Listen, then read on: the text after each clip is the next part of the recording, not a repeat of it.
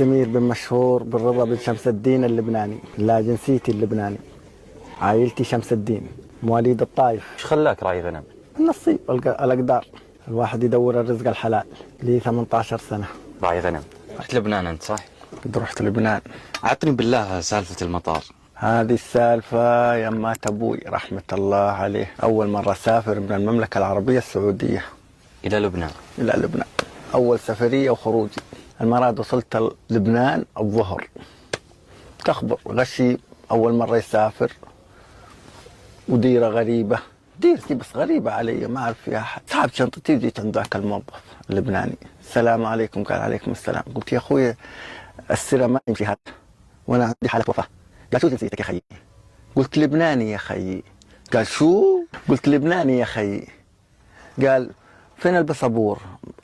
الجواز. قلت هذا. يطالع في الجواز. من عائلة من يا خيي؟ قلت من عائلة شمس الدين.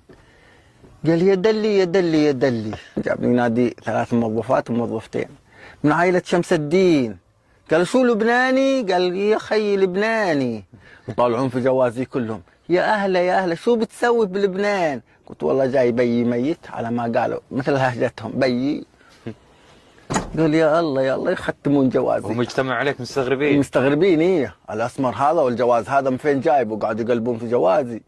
وفي الأخير ختموا لي طق طق وامشي. ولحقت على العزاء؟ إيه ابوي ما لحقت عليه.